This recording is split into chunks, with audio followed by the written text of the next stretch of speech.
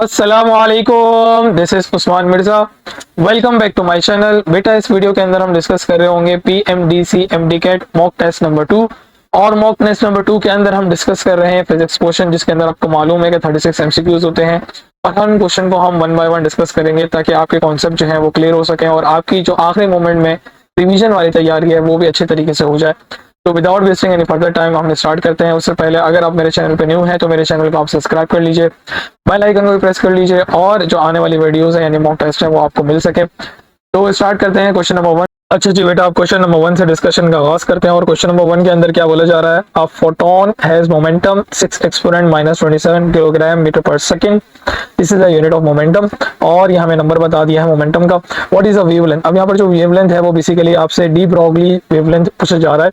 तो de Broglie wavelength हम calculate कर लेते हैं। और डी ब्रोगली वेवलेंथ कैलकुलेट करने के लिए हमें एक अदद फॉर्मूला मालूम होना चाहिए। तो फॉर्मूला अप्लाई करते हैं और हमें जो है सिंपल फॉर्मूले की मदद से हम डी ब्रोगली वेवलेंथ कैलकुलेट कर सकते हैं। तो हमें फॉर्मूला क्या मालूम है? h अपॉन पी हमारे पास फॉर्मूला होता है। इसमें h जो है प्लैंक्स कांस्टेंट और p जो है वो हमारे पास लीनियर मोमेंटम जो सवाल के अंदर गिवन है वो हम यहाँ पर वैल्यू सब्स्टिट्यूट करके हम अपना नंबर कैलकुलेट कर सकते हैं वेवलेंथ का। तो हमारे पास जो प्लैंक्स कांस्टेंट उसकी वैल्यू जो अप्रॉक्स वैल्यू होती है वो क्या होती है? 6.63 एक्सपोनेंट -20 -34। और नीचे हमारे पास क्या आ जाएगा?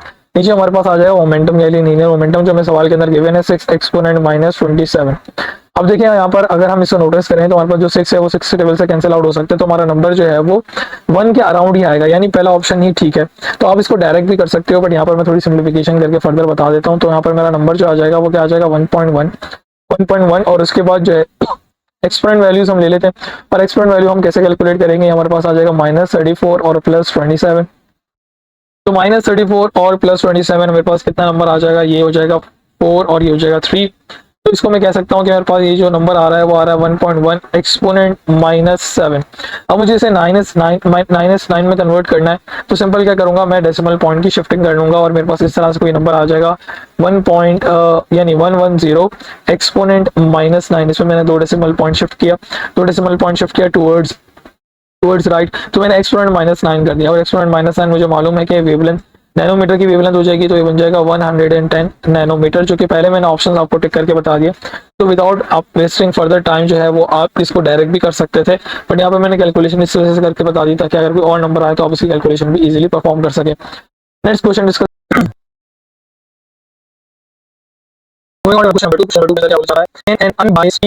Formation of depletion layer is primarily due to, यानी हमें ये रीजन बताना है कि हमारी जो depletion layer P N junction diode के अंदर बनती है जब वो अनबाइस होता है, यानी इससे हम कोई बाइसिंग या पोटेंशियल अप्लाई नहीं करते, तो उससे पहले एक डिप्लीशन लेयर का प्रोसेस हो रहा होता है जिसे हम बैरियर पोटेंशियल भी कह रहे होते हैं।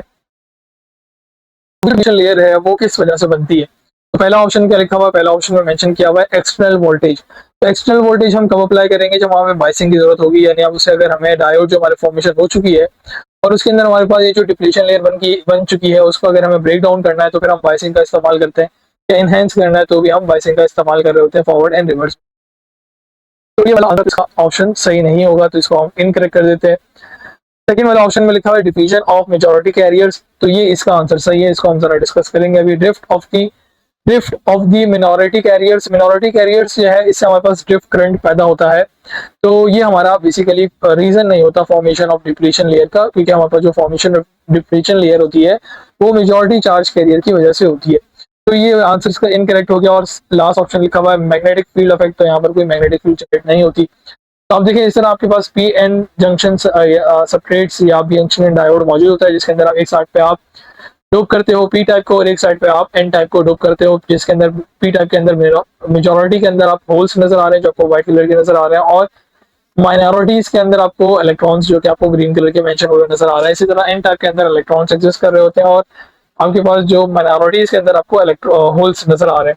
जैसे हम इनको दोनों को कंबाइन करते हैं तो हमारे पास एक रिकम्बिनेशन प्रोसेस होता है, यानी होल ट्रांसफर करके कहा जाता है इस इलेक्ट्रॉन्स ट्रांसफर करके होल पर आ जाते हैं। जैसे आपको इस फिगर में नजर आ रहा है, आप इस तरह से फॉर्मेशन होती है, यानी इलेक्ट्रॉन ट्रांसफर हो जाता है, रिकम्बाइन होता है किसके साथ? होल के साथ। और जो कुछ इलेक्ट्रॉन्स जो है वो मूव करके इधर मूव करना स्टार्ट हो जाते हैं। अब ये रीजन क्या है कि भाई इलेक्ट्रॉन्स की जो ये डिफ्यूजन प्रोसेस हो रहा है क्यों हो रहा होता है? ड्यू टू रिपल्सिव फोर्स, क्योंकि इलेक्ट्रॉन और इलेक्ट्रॉन के दरमियान और प्रोटॉन्स और यानी होल्स और के दरमियान आपके पास रिपल्सिव फोर्स होती है और वो एक दूसरे को रिपल्सिव फोर्स होने की वजह से डिफ्यूजन प्रोसेस करते हैं, यानी डिफ्यूज करते हैं, फैल जाते हैं, और फैलने की वजह से हमारे पास रिकॉम्बिनेशन प्रोसेस भी होता है और आपके पास इस तरह से एक डिप्लीशन लेयर भी बन जाती है।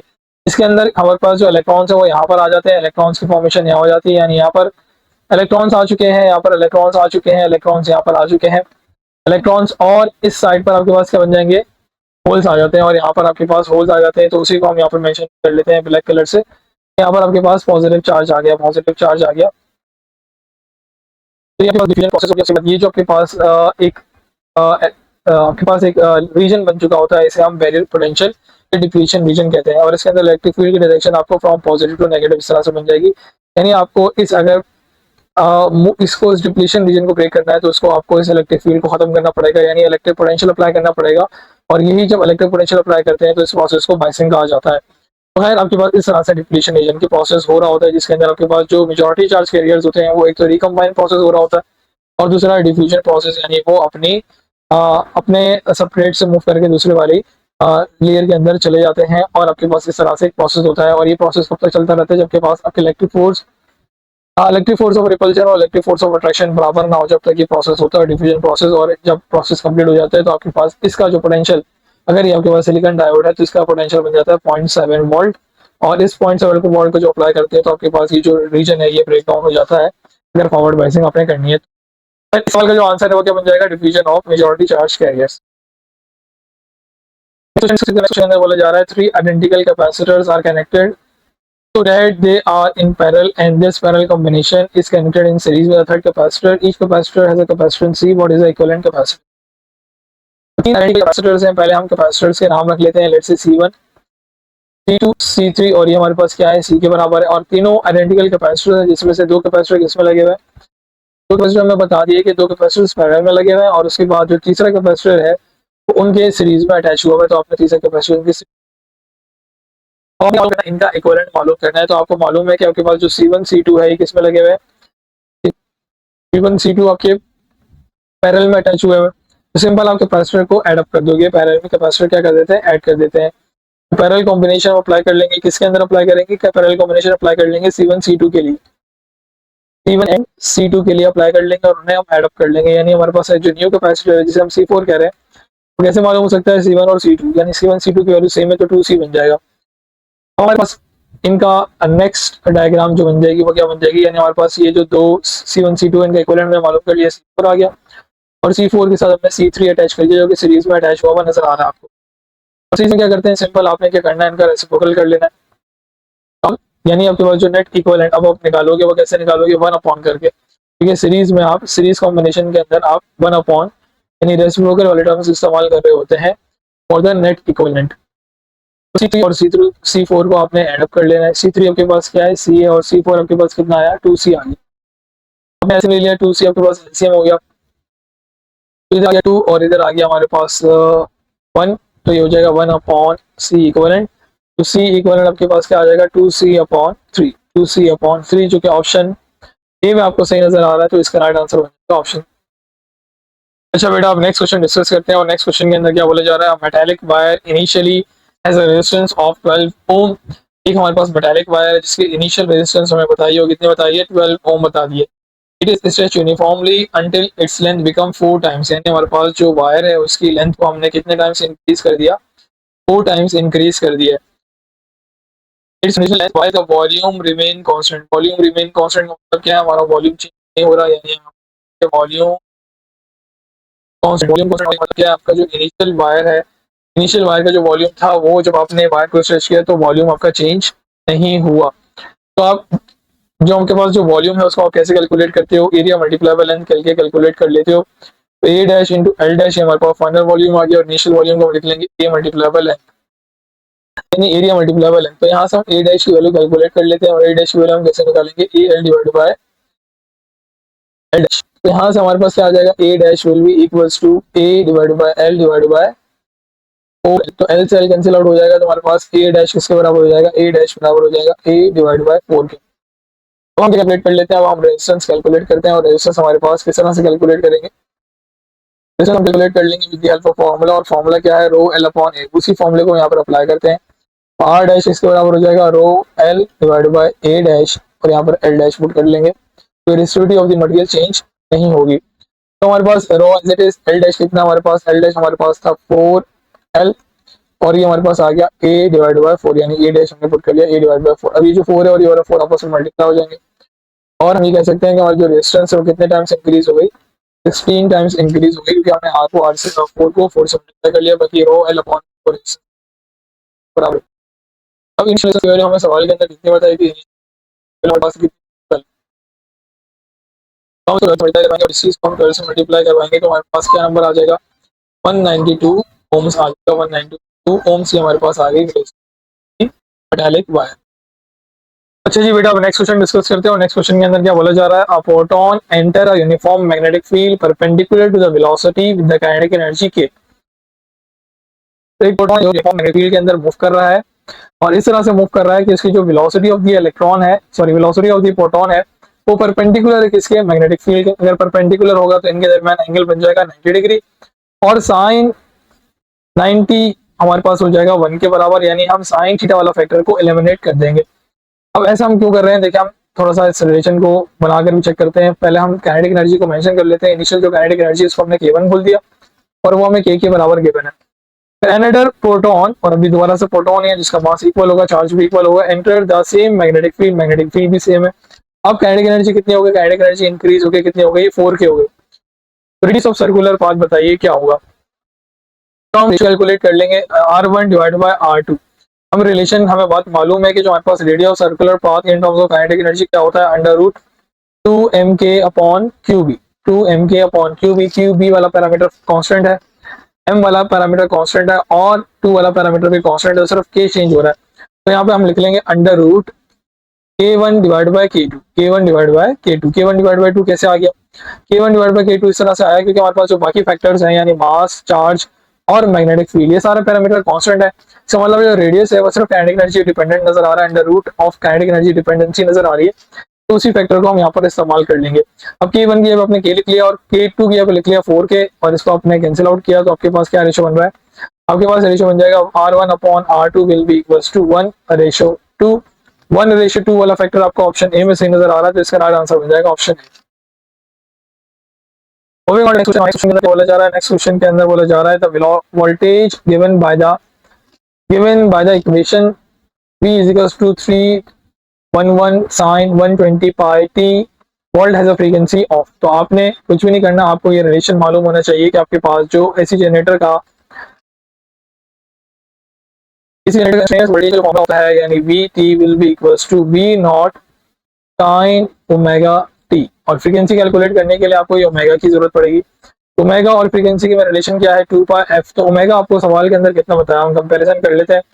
तो ओमेगा हमारे पास कितना है, 120 पाई। 120 पाई हमें, अगर हम इसको कंपेयर करते हैं दोनों इक्वेशंस को आपस में, तो हमें ओमेगा कितना नजर आ रहा है, 120 पाई नजर आ रहा है, और यहाँ पर आ जाएगा 2πf। पाई से पाई कैंसिल आउट हो गया, और हमारे पास जो फ्रीक्वेंसी आ जाएगी 120 divide by 2 which is 60 hertz, which is 60 hertz, जो कि ऑप्शन बी में आपको सही नजर आ रहा है, तो इसका राइट आंसर हो जाएगा ऑप्शन। नेक्स्ट क्वेश्चन के अंदर बोला जा रहा है a string fixed at both end vibrate in its sixth harmonic. If the string is 180 centimeter long, what is the wavelength of the string? What is the wavelength of the standing wave? तो आपको wavelength of the standing wave मालूम करनी है। अगर आपको n की value बता दिए, n की मतलब यानी हार्मोनिक्स बता दिए, क्योंकि बस 6 हार्मोनिक्स हैं, तो सिंपल आपको कुछ रिलेशन मालूम होना चाहिए, जो कि क्या फैक्टर से, या रिलेशन आपको क्या मालूम होना चाहिए, उसको मैं यहाँ पर मेंशन कर लेता हूँ।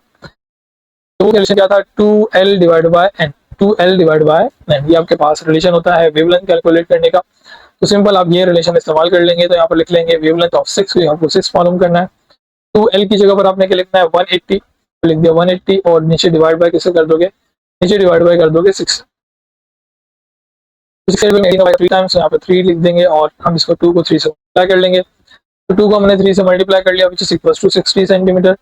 तो वेवलेंथ हमारे पास, wavelength of the standing wave कितनी आ गई, 60 centimetre of the sixth harmonic. Next question जा रहा है हमारे पास 0.8 किलोग्राम एल्युमिनियम ब्लॉक, और जिसके हमारे पास स्पेसिफिक हीट कैपेसिटी गिवन है 900 is heated to 25 degree Celsius, how much thermal energy is absorb. तो थर्मल एनर्जी यानी हीट एनर्जी कैलकुलेट करने का फॉर्मूला क्या होता है, हीट एनर्जी कैलकुलेट करने का फॉर्मूला क्या होगा, M C delta T, M C delta T. तो एम की वैल्यू हमारे पास कितना है 0.8, सी की वैल्यू हमारे पास सेल्सियस में गिवन है, सी की वैल्यू हमने पुट कर ली 900, और हमारे पास डिफरेंस ऑफ टेम्परेचर भी हम कैलकुलेट कर लेंगे जो कि सेल्सियस में हमें चाहिए, तो 25 आ जाएगा। तो इसको आप मल्टीप्लाई करवाओगे तो आपका आंसर आ जाएगा 18,000 जूल्स, 18,000 जूल्स, जो कि ऑप्शन सी में आपको सही नजर आ रहा है, तो इसका राइट आंसर बन जाएगा ऑप्शन सी।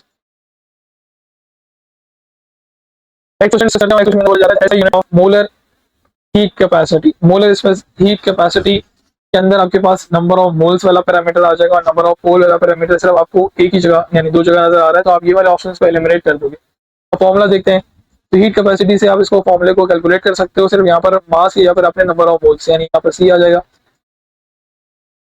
सी का जो रिलेशन बन जाएगा वो क्या बन जाएगा, delta Q divide by N delta T. अब आपने क्या करना है, यहाँ पे यूनिट डाल देने, यहाँ पर ऊपर यूनिट आ जाएगा जूल्स, नीचे आ जाएगा मोल, और आ जाएगा हमारे पास केल्विन।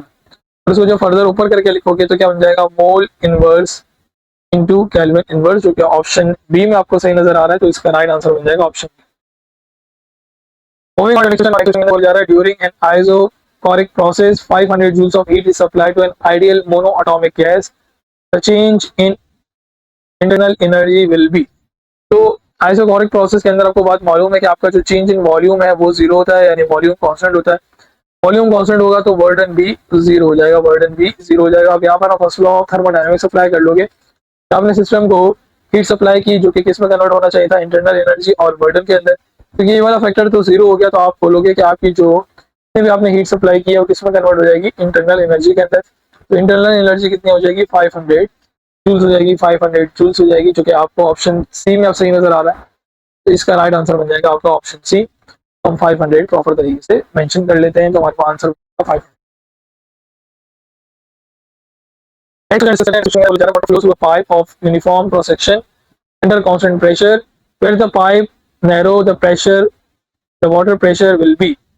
हमारे पास क्या है, कांस्टेंट प्रेशर है और हमारे पास एक पाइप के अंदर से वाटर फ्लो कर रहा है, और हमने क्या किया, पाइप को नैरो कर दिया, यानी एरिया हमने क्या कर लिया, डिक्रीज कर दिया, एरिया ऑफ द पाइप को क्या कर दिया हमने, डिक्रीज कर दिया। एरिया ऑफ पाइप डिक्रीज हो गया तो क्या इंक्रीज हो जाएगा, वेलोसिटी, वेलोसिटी इंक्रीज कर जाएगी, velocity of the fluid increase कर जाएगी, velocity of the fluid increase कर जाएगी। तो प्रेशर के बारे में पूछा जाना था, तो प्रेशर और velocity according to Bernoulli's principle, pressure और वेलोसिटी क्या होते हैं, pressure and velocity are inversely proportional, velocity of the fluid and pressure are inversely proportional, क्योंकि velocity increase कर रही है तो pressure क्या कर जाएगा, pressure जो है वो reduce कर जाएगा, यानी water pressure will decrease, water pressure will decrease, जो कि ऑप्शन सी में आपको सही नजर आ रहा है, तो इसका राइट आंसर बन जाएगा option C. Next question, jump from a plane as she fall, air resistance increases, as the moment she reach her terminal velocity her acceleration is। Sky driver ने क्या किया, एक एरोप्लेन से या एक प्लेन से जो है वो जंप किया, जब वो फॉल कर रही थी ये तो एयर रेजिस्टेंस इंक्रीज कर रही थी, यानी ड्रैग फोर्स इंक्रीज कर रही थी। एयर रेजिस्टेंस इंक्रीज होने का मतलब क्या है, ड्रैग फोर्स यानी फोर्स अगेंस्ट द मोशन वो इंक्रीज कर रही थी, force against the motion, force against the motion वो इंक्रीज कर रही है, वो इंक्रीज कर रही है, इसको हम बोलते हैं ड्रैग फोर्स, एयर रेजिस्टेंस वो इंक्रीज कर रही है। तो आपकी ऑब्जेक्ट अगर टर्मिनल वेलोसिटी अचीव कर लेती है उससे पहले उसकी एक्सेलरेशन कितनी होगी, 0 होगी या 9.8 होगी या डिक्रीज हो रही होगी, क्या हो रहा होगा। तो अगर at the moment she reach her terminal velocity तो her acceleration will be. Terminal velocity क्या होती है, terminal velocity definition by definition हम कह सकते हैं कि टर्मिनल वेलोसिटी हम कांस्टेंट वेलोसिटी को कहते हैं, यानी ऑब्जेक्ट जो है जब फॉल डाउन करता है, फ्री फॉल मोशन कर रहा होता है और in the presence of air, उसके ऊपर एक जो है फोर्स जिसे हम ड्रैग फोर्स अभी कह रहे थे, वो ड्रैग फोर्स अप्लाई होती है, और ड्रैग फोर्स जो है वो ऑब्जेक्ट की एक्सेलरेशन को जीरो कर देती है और ऑब्जेक्ट जो है वो कांस्टेंट वेलोसिटी से मूव करता है। यानी अगर मैं नेट फोर्स की बात करूं जो ऑब्जेक्ट के ऊपर अप्लाई हो रही होती है, वो एक तो उसका वेट ऑफ द ऑब्जेक्ट होता है, दूसरा हम क्या बोलते हैं ड्रैग फोर्स।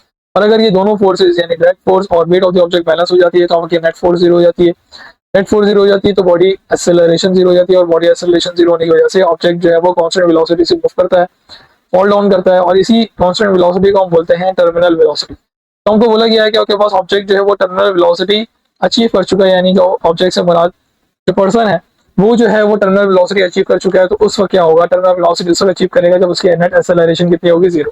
तो नेट एक्सेलरेशन 0 होगी, तो उसका राइट आंसर बन जाएगा option C. body can throw a stone. A boy can throw a stone to a maximum vertical height of 25 meter.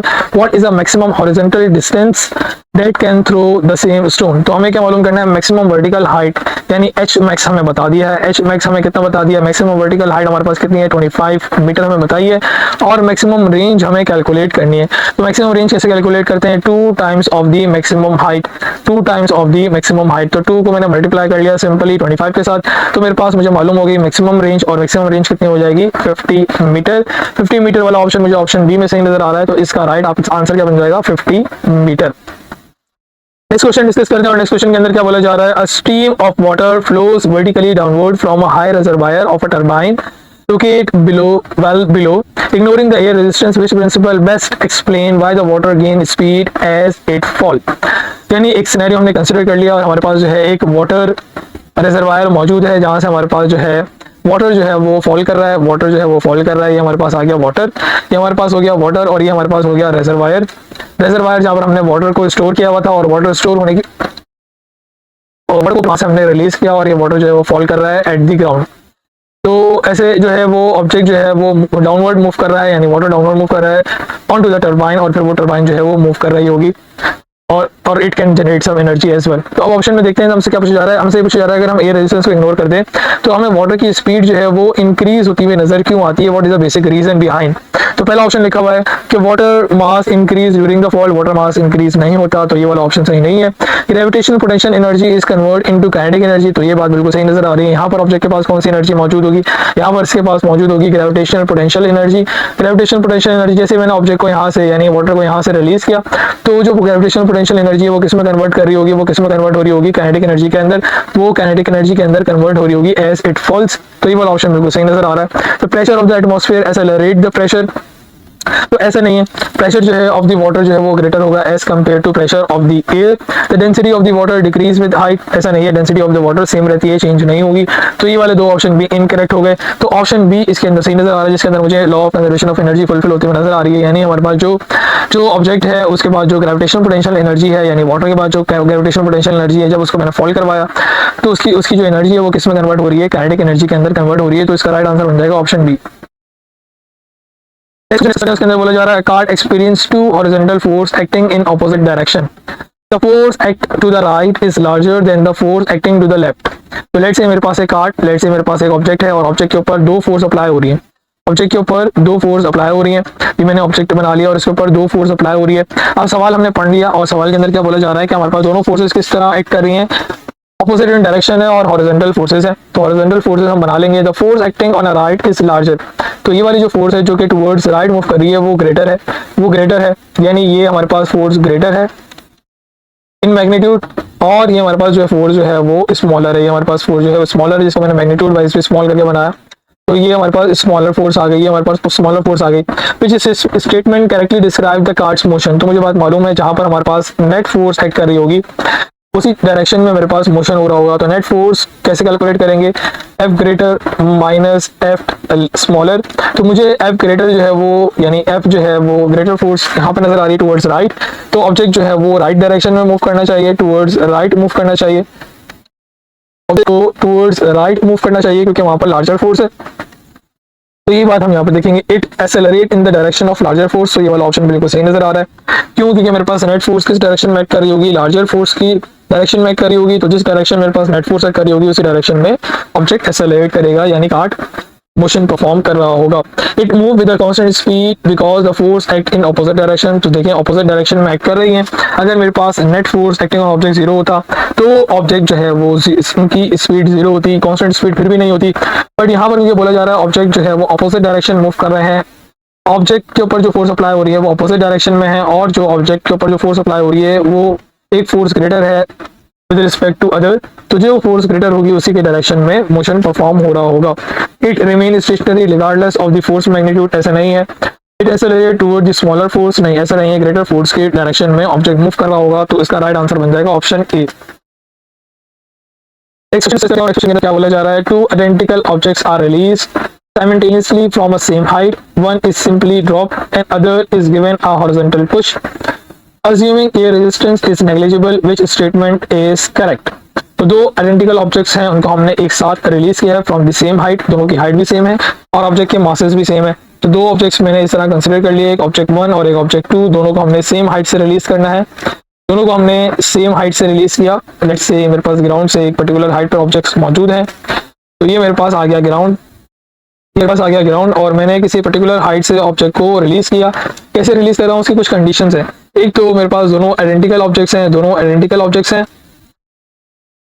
और दूसरा दोनों की हाइट भी क्या है, सेम हाइट पर हैं, दोनों ऑब्जेक्ट जो हैं वो सेम हाइट पर है, बट एक थोड़ा सा फर्क है। दोनों को हमने सेम हाइट पे तो रखा, बट एक को हमने सिंपली ड्रॉप कर दिया, और एक को थोड़ा सा हॉरिजॉन्टल पुश करके ड्रॉप किया, एयर रेजिस्टेंस इज नेग्लिजिबल। अगर हम एयर रेजिस्टेंस को इग्नोर कर दें तो विच स्टेटमेंट इज करेक्ट। हमें बात मालूम है कि दोनों का जो time taken by the object वो क्या रहेगा, सेम रहेगा। तो हम ये देख लेते हैं, the push object reach the ground first. नहीं, ऐसा नहीं है, क्योंकि हमारे पास यहाँ पर वर्टिकल वेलोसिटी दोनों की जीरो होगी, दोनों की वर्टिकल वेलोसिटी जीरो होगी। और हाइट, अगर हम हाइट कैलकुलेट करते हैं और हाइट की मदद से, क्योंकि हाइट भी सेम है, तो हाइट अगर हम कैलकुलेट करते हैं तो वो भी सेम आएगी, ऑब्वियसली सेम भी है। और अगर उससे हम कैलकुलेट कर लेते हैं टाइम, तो हमारा टाइम भी सेम आना चाहिए, h=1/2gt² वाला फॉर्मूले से अगर हम टाइम कैलकुलेट कर लेंगे तो हमारा टाइम भी सेम आना चाहिए। इस फॉर्मूले को अगर हम रीअरेंज करें तो हमारे पास क्या फॉर्मूला बन जाएगा, 2h/g²। तो इस फॉर्मूले से हम टाइम भी कैलकुलेट कर सकते हैं और टाइम दोनों का सेम आएगा, क्योंकि हमारे पास हाइट भी सेम है और ग्रेविटी भी सेम है। तो दोनों ऑब्जेक्ट का हाइट सेम होने की वजह से दोनों ऑब्जेक्ट की टाइम जो है वो सेम आएगी।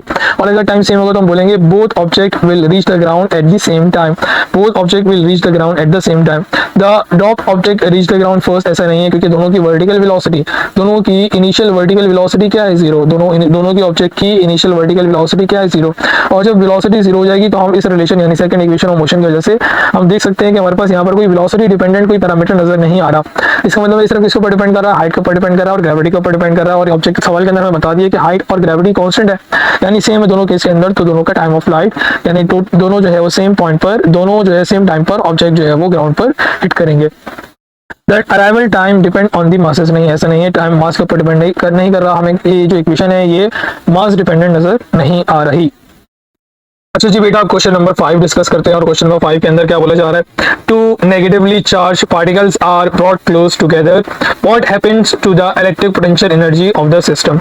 यानी हमारे पास दो सिमिलर चार्जेस हैं और दोनों की नेचर कैसी है, दोनों की नेचर हमें नेगेटिव नजर आ रही है और उनको हम किसी फोर्स की मदद से करीब लेकर आ रहे हैं। जो इनके दरमियान फोर्स मौजूद होगी उस फोर्स का नाम होगा रिपल्सिव फोर्स। यानी अगर दो सिमिलर चार्जेस आ जाते हैं तो इनके दरमियान जो फोर्स जनरेट होती है उसे हम बोलते हैं रिपल्सिव फोर्स। यानी ये जो फोर्स होगी इन बिटवीन टू चार्जेस वो इस ऑब्जेक्ट्स को यानी दो चार्जेस को दूर लेकर जाएगी।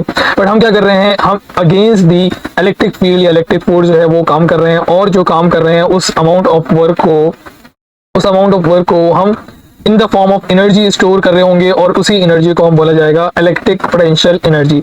उसी अमाउंट ऑफ वर्क को हम बोला जाएगा in the form of energy store हो रही होगी सिस्टम के अंदर और उसी एनर्जी को बोला जाएगा इलेक्ट्रिक पोटेंशियल एनर्जी। तो अभी हम क्या कर रहे हैं, अगेंस्ट इलेक्ट्रिक फील्ड काम कर रहे हैं। तो हमारी इलेक्ट्रिक पोटेंशियल एनर्जी है वो क्या कर रही होगी, बेसिकली इंक्रीज कर रही होगी क्योंकि अमाउंट ऑफ वर्क हमने क्या किया, अगेंस्ट इलेक्ट्रिक फील्ड अप्लाई किया ताकि हम इस ऑब्जेक्ट को यानी दो रिपल्सिव चार्जेस को, दो नेगेटिव चार्ज को करीब लेकर आए और उसके लिए हमें कुछ अमाउंट ऑफ वर्क परफॉर्म करना पड़ेगा। और वो जो अमाउंट ऑफ वर्क है वो किस फॉर्म में स्टोर हो जाएगा, एनर्जी के फॉर्म में स्टोर हो जाएगा और उस एनर्जी को क्या बोला जाएगा, इलेक्ट्रिक पोटेंशियल एनर्जी। जो कि हमें बात मालूम है कि जब अमाउंट ऑफ वर्क परफॉर्म करेंगे तो इलेक्ट्रिक पोटेंशियल एनर्जी इंक्रीज हो रही होगी। इंक्रीज कब होगी, जब हम अगेंस्ट इलेक्ट्रिक फील्ड अप्लाई करेंगे। जब अगेंस्ट इलेक्ट्रिक फील्ड हम जो है वर्क परफॉर्म करेंगे, against electric field electric force जो है वो इलेक्ट्रिक फील्ड अगर हम जो है वो वर्क परफॉर्म करते हैं, against electric field work perform करते हैं तो हमारे पास जो एनर्जी स्टोर होगी वो इंक्रीज हो रही होगी। और in the direction of electric field अगर हम जो है वो वर्क परफॉर्म करते हैं तो हमारी इलेक्ट्रिक पोटेंशियल एनर्जी जो है वो डिक्रीज कर जाएगी। तो इस केस में हम क्या कर रहे हैं, अगेंस्ट इलेक्ट्रिक फील्ड अप्लाई कर रहे हैं, against electric field work perform कर रहे हैं तो हमारे पास इलेक्ट्रिक पोटेंशियल एनर्जी क्या कर जाएगी, इंक्रीज कर जाएगी। जो कि ऑप्शन ए में आपको सही नजर आ रहा है, तो इसका राइट आंसर बन जाएगा ऑप्शन ए। नेक्स्ट क्वेश्चन में बोला जा रहा है, why does a passenger tend to move forward when a moving vehicle stop suddenly. यानी ये अगर हम इसको ऑप्शन रीड करते हैं तो हमें यहाँ से आइडिया हो जाएगा। ये बोला जा रहा है कि अगर मेरे पास कोई भी व्हीकल है, यानी बस अज्यूम कर लीजिए और उसके अंदर आप जो है वो बैठे हुए हैं, पैसेंजर मौजूद है, तो पैसेंजर जैसी बस स्टॉप होती है तो पैसेंजर जो है वो आगे की जाने मूव करना क्यों स्टार्ट होता है, तो उसका रीजन पूछा जा रहा है। तो अगर हम पहला ऑप्शन रीड करें तो उसके अंदर बोला जा रहा है gravity push the passenger forward. नहीं, ऐसा नहीं है, ग्रेविटी तो एक्ट कर रही होगी डाउनवर्ड डायरेक्शन में। Between the passenger and the seat increase suddenly, नहीं ऐसा नहीं है, अमाउंट ऑफ फ्रिक्शन जो है वो कांस्टेंट रहती है। Amount of friction between the tyres and the bus या व्हीकल होगी मौजूद। The passenger body tend to maintain the state of motion due to inertia, ये बात बिल्कुल सही है। अगर ऑब्जेक्ट जो है वो पहले मूव कर रहा था और जैसे हमें बताया जा रहा है कि जो व्हीकल है वो मूव कर रहा है, उसके बाद सडनली स्टॉप हो गया। सडनली स्टॉप होने का मतलब है पहली जो उसकी स्टेट है वो कैसी है, पहली जो उसकी स्टेट थी वो कैसी थी, मोशन में थी। ये हम सकते हैं कि हमारे पास जो इनिशियल स्टेट थी, इनिशियल स्टेट जो पैसेंजर की थी वो कैसी थी, मोशन में थी, मोशन में थी। उसके बाद जो फाइनल स्टेट है, फाइनल स्टेट हमने क्या किया, ऑब्जेक्ट को यानी व्हीकल को या कार को स्टॉप कर दिया, यानी अब हमने क्या कर दिया, रेस्ट में लेकर आ गए। तो जो हमारे पास according to law of inertia, first law of motion, जो ऑब्जेक्ट होता है वो अपनी स्टेट को ऑक्युपाई करने की कोशिश कर रहा होता है ड्यू टू इनर्शिया, तो अपनी इनिशियल स्टेट को ऑक्युपाई कर रहा होगा, यानी इनिशियल स्टेट को मेंटेन करने की कोशिश करेगा और उसी वजह से वो क्या करेगा, अपने आप को यानी उसका जो अपर बॉडी है वो फॉरवर्ड डायरेक्शन में मूव करेगा। और यही रीजन आप यहाँ पर भी एक्सप्लेन करोगे, यानी ऑप्शन पे टिक करोगे। तो passenger body tend to maintain state of motion due to inertia, जब वो ऑब्जेक्ट मूव कर रहा होगा तो वो अपनी इनिशियल स्टेट को, जो उसकी पहली स्टेट थी यानी जो मोशन में था, उसी स्टेट को मेंटेन रखने के लिए वो फॉरवर्ड डायरेक्शन में मूव करेगा। The vehicle expert force forward after stopping, नहीं ऐसा नहीं है, कोई भी फोर्स अप्लाई नहीं हो रही, तो इसका राइट आंसर बन जाएगा ऑप्शन सी। बोला जा रहा है which statement best describe the total acceleration of a body moving in a circular path with changing speed।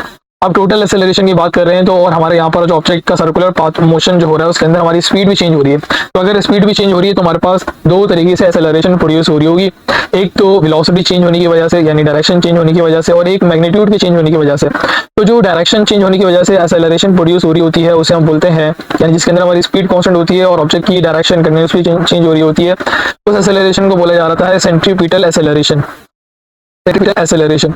और जिसके अंदर हमारी स्पीड चेंज हो रही हो यानी magnitude of velocity, magnitude of velocity, या हम बोल सकते हैं हमारी स्पीड जो है वो चेंज हो रही हो, मैग्नीट्यूड ऑफ वेलोसिटी या फिर स्पीड चेंज हो रही हो, उसके अंदर हमारे पास जो एक्सेलरेशन प्रोड्यूस होती है उसे हम बोलते हैं tangential acceleration, tangential acceleration.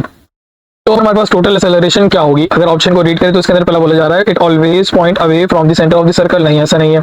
It consist of only centripetal acceleration, नहीं ऐसा नहीं है, मैंने आपको बताया यहाँ पर दोनों एक्सेलरेशन एग्जिस्ट कर रही होंगी, टेंजेंशियल एक्सेलरेशन भी एग्जिस्ट कर रही होगी और सेंटीपिटल एक्सेलरेशन भी एग्जिस्ट कर रही होगी। टेंजेंशियल एक्सेलरेशन क्यों आई, क्योंकि हमारे पास चेंजिंग स्पीड है, यानी अगर हमारा मैग्नीट्यूड ऑफ वेलोसिटी या स्पीड का मैग्नीट्यूड चेंज हो रहा हो यानी स्पीड चेंज हो रही हो तो हमारे पास टेंजेंशियल एक्सेलरेशन भी प्रोड्यूस होती है उसी ऑब्जेक्ट के अंदर, और डायरेक्शन क्योंकि चेंज होगी सर्कुलर पाथ के अंदर तो उसमें सेंटीपिटल एक्सेलरेशन भी प्रोड्यूस होगी। It is a combined effect of radial and tangential acceleration, radial acceleration को सेंटीपिटल एक्सेलरेशन भी कहते हैं। तो हमारे पास सेंटीपिटल एक्सेलरेशन या फिर रेडियल एक्सेलरेशन जो always directed toward the centre of the circle होगी, तो हम ये कह सकते हैं कि हमारे पास जो टोटल एक्सेलरेशन है it is a combined effect of the radial and tangential acceleration, क्योंकि हमारे पास एक तो डायरेक्शन चेंज हो रही है और दूसरा स्पीड भी चेंज हो रही है, तो दोनों एक्सेलरेशन एग्जिस्ट कर रही होंगी, तो यहाँ इसका राइट आंसर बन जाएगा option C, it always equals to 0, तो ये वाला ऑप्शन सही नहीं है, तो इसमें राइट आंसर क्या बन जाएगा ऑप्शन सी। क्वेश्चन के अंदर क्या बोला जा रहा है, which statement correctly distinguished between the period of a wave and its frequency, यानी पीरियड और फ्रीक्वेंसी में क्या रिलेशन है हमें बताना है। तो पहला ऑप्शन के अंदर क्या बोला जा रहा है, period measure the number of oscillation पर सेकंड, तो पीरियड जो है वो ये मेजरमेंट नहीं करता बल्कि ये फ्रीक्वेंसी की डेफिनेशन है, number of oscillations per second is known as frequency, तो ये वाला ऑप्शन इनकरेक्ट हो जाएगा। Frequency and time period has the same period same units, तो ये ऐसा नहीं होता, फ्रीक्वेंसी का जो यूनिट होता है वो उसको हम सेकंड इनवर्स भी कह सकते हैं या हर्ट्ज भी कहते हैं, हर्ट्ज और फिर सेकंड इनवर्स भी कहते हैं, और टाइम पीरियड का यूनिट सेकंड्स हो जाएगा, टाइम पीरियड का जो यूनिट होगा वो हमारे पास हो जाएगा सेकंड्स, तो दोनों के सेम यूनिट नजर नहीं आ रहे मुझे। The period is time taken for one complete oscillation and the frequency is the number of oscillation each second, तो ये डेफिनेशन बिल्कुल सही बताई जा रही है। तो पीरियड को हम कैसे डिफाइन कर सकते हैं, period is the time taken for one complete oscillation और frequency can be defined as the number of oscillation in each second या पर सेकंड, तो ये डेफिनेशन बिल्कुल सही है और यही डेफिनेशन इसका राइट आंसर बन जाएगा। Frequency is always greater than the time period, नहीं ऐसा नहीं होता, तो डेफिनेशन वाइज या डिस्टिंग्विश अगर हम डेफिनेशंस देखें तो हमें ऑप्शन सी बिल्कुल करेक्ट एक्सप्लेन कर रहा है बोथ द डेफिनेशंस, तो इसका राइट आंसर बन जाएगा option C. Moving on to next question, if in a Bohr model of hydrogen atom, the Pe represent the potential energy and Te represent the total energy. In going to higher levels, यानी हमने क्या किया, अपने number of orbit या radius को increase कर रहे हैं, नंबर ऑफ या प्रिंसिपल क्वांटम नंबर या नंबर ऑफ शेल्स को इंक्रीज कर रहे हैं, नंबर ऑफ शेल इंक्रीज हो रहा है इन अदर वर्ड्स हम कह सकते हैं कि हमारे पास क्या हो रहा है, हमारा radius of the hydrogen atom वो इंक्रीज कर रहा है। अगर हमारे पास radius of hydrogen atom increase कर रहा है तो हमें बताइए कि हमारे पास टोटल एनर्जी और पोटेंशियल एनर्जी पर क्या इफेक्ट पड़ेगा, ये बताना है हमने। तो पहले अगर हम रिलेशन देख लें तो हमें बात मालूम है कि जो काइनेटिक एनर्जी का जो फॉर्मूला होता है in hydrogen atom, kinetic energy in hydrogen atom can be explained as ke divided by 2 r, ke divided by 2 r। ये हमारे पास हो गया कौन सी एनर्जी, हमारे पास हो गई काइनेटिक एनर्जी, हमारे पास हो गई काइनेटिक एनर्जी के ई स्क्वायर अपॉन 2 आर, ये हमारे पास हो गई काइनेटिक एनर्जी। और पोटेंशियल एनर्जी का जो फॉर्मूला होता है, पोटेंशियल एनर्जी का जो फॉर्मूला होता है वो क्या होता है, minus k e square divide by r, minus k e divide by are. और जब इन दोनों को हम ऐड करते हैं तो हमें टोटल एनर्जी मिल जाती है, और टोटल एनर्जी किसके बराबर आ जाती है, minus k e square divide by 2 are. तो जो आर है वो रेडियस को डिफाइन कर रहा है, और के रिप्रेजेंट द कूलम कांस्टेंट, और E is the charge of the electrons. तो अगर देखें, अगर हम यहाँ पर रिलेशन देख रहे हैं पोटेंशियल एनर्जी और काइनेटिक एनर्जी का, तो हमें दोनों जो टर्म्स नजर आ रही हैं वो इनवर्ट नेगेटिव नजर आ रही हैं। जैसे हम जो है वो रेडियस को इंक्रीज करेंगे तो हमारा जो टर्म है यानी जो ओवरऑल वैल्यू है वो डिक्रीज करेगी, यानी हम कह सकते हैं हमारे जो ओवरऑल वैल्यू है वो लेस नेगेटिव हो जाएगी। वो लेस नेगेटिव होने का मतलब है हमारी जो टोटल एनर्जी है वो इंक्रीज कर रही है, टोटल एनर्जी जो है वो इंक्रीज कर रही है, और जो पोटेंशियल एनर्जी है वो भी इंक्रीज कर रही होगी, वो भी इंक्रीज कर रही होगी। क्यों इंक्रीज करेगी, क्योंकि रेडियस इंक्रीज कर रहा है, रेडियस इंक्रीज कर रहा है तो ओवरऑल पैरामीटर जो है वो रिड्यूस हो रहा है, और रिड्यूस होने का मतलब हमारे पास लेस नेगेटिव है, और लेस नेगेटिव होने का मतलब क्या है, हमारी जो पोटेंशियल एनर्जी है वो इंक्रीज कर रही है। So as total energy, potential energy increase हो रही है तो टोटल एनर्जी भी इंक्रीज कर रही होगी। और ये वाला ऑप्शन मुझे ऑप्शन डी में सही नजर आ रहा है, तो इसका राइट आंसर बन जाएगा option D. Next radioactive nucleus decay by emitting a beta minus particle. एक रेडियोएक्टिव न्यूक्लियस डीके हुआ जिसके अंदर हमें जो पार्टिकल मिला वो कैसे पार्टिकल मिला, बीटा नेगेटिव डीके मिल गया। How does the mass number and atomic number of the daughter nuclear compare to the parent nuclear. तो हमारा मास नंबर और एटॉमिक नंबर पर क्या इफेक्ट पड़ेगा, तो मास नंबर पर कोई इफेक्ट जनरेट नहीं होता। अगर हम इसका रिएक्शन देखें तो हमारे पास लेट्स से ये मेरे पास पेरेंट न्यूक्लियर जिसको हम एक्स से मैं डोनेट कर रहा हूँ, एक्स ए, और ये मेरे पास आ गया डॉटर न्यूक्लियर। और डॉटर न्यूक्लियर के साथ मुझे क्या मिलेगा, एक इलेक्ट्रॉन। जब भी मेरे पास बीटा नेगेटिव डीके होगा तो मेरे पास इलेक्ट्रॉन की इमिशन होती है, और इलेक्ट्रॉन की इमिशन में मुझे यहाँ पर -1 और यहाँ पर 0, यानी मेरे पास जो मास नंबर है उसके अंदर कोई भी चेंज नहीं आ रहा। तो यहाँ पर ए आ जाएगा, और यहाँ पर हम क्या करेंगे, अब मैंने यहाँ पर z-1 कर रहा हूँ तो इधर मुझे z+1 करना पड़ेगा ताकि मैं एटॉमिक नंबर और एटॉमिक मास को क्या कर सकूँ, कंजर्व कर सकूँ। तो z1 यानी मेरे पास atomic number of protons increase कर जाएंगे, यानी एटॉमिक नंबर इंक्रीज कर जाएगा बाय 1। तो ये वाला ऑप्शन मुझे ऑप्शन बी में से नजर आ रहा है, यानी mass number unchange and atomic number increase by 1, atomic number is increase by 1। क्योंकि मैंने यहाँ पर इंडिकेशन भी दी कि एटॉमिक नंबर इंक्रीज हो रहा है 1, तो इसका राइट आंसर बन जाएगा ऑप्शन बी।